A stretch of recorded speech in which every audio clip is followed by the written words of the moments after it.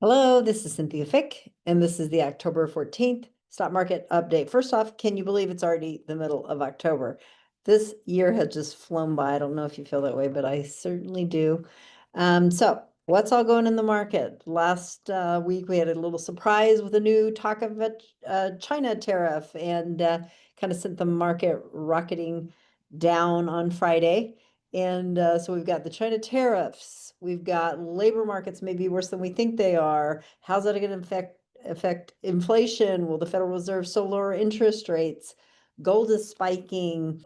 We have a government shutdown. What is going to happen? We're kind of operating with no data about the economy right now because the government shut down. So all these things are going on.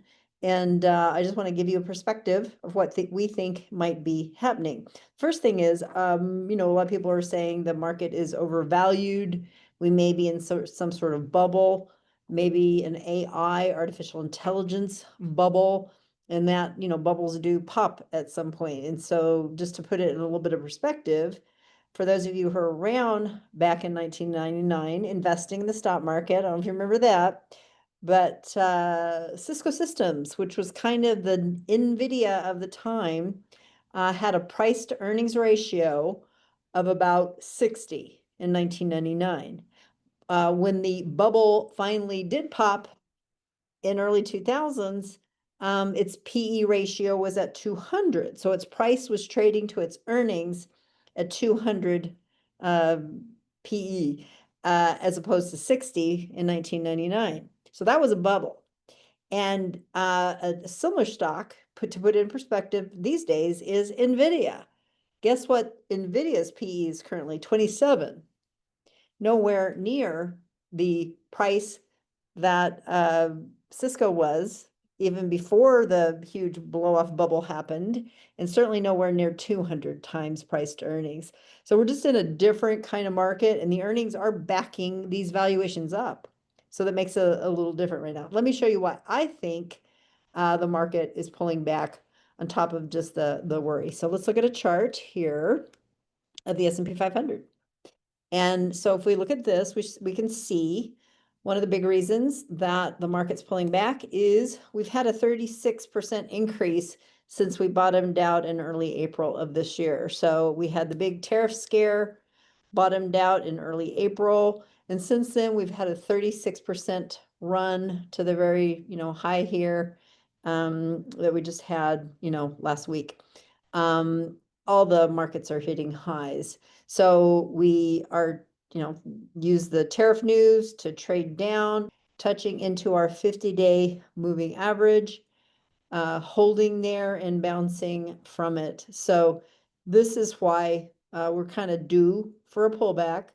Again, when the Federal Reserve starts lowering interest rates, historically, the S&P 500 has a pretty good chance of being up a year from that time. We can't let a momentary, and I've said this last time I spoke with you, we can't let a momentary pullback, a normal, healthy, to be expected pullback, a 3%, 5%, even a 10% pullback happens once a year. We can't let that kind of pullback stand in the way of bigger gains to come. Let me show you a longer chart of the S&P 500, just kind of going back. If I took this chart out to 2000, you would see we had a 50% pullback, 2002, 2003, came back up, did another 50% pullback. So this was a 13, 14-year period of time where we just traded sideways in the market, 2000 to around 2014. But in 2009, we started a long-term secular bull market. And so we've come from the bottom here in 2009 all the way up to where we are in 2025. And you can see, even though the general trend has been up, it has been a very bumpy ride. You can see all those 3%, 5%, 10%, and we had a 35% or so correction in 2020 because of COVID. And then 2022, we did another 35% correction. So if you get spooked out of the market and feel uncomfortable with these 3 to 5, sometimes even 10% pullbacks, it takes you out from the potential long-term gain which is what we're always aiming for. We're doing long-term wealth creation and not going to let momentary blips in the market, which are normal to be expected, shake us out.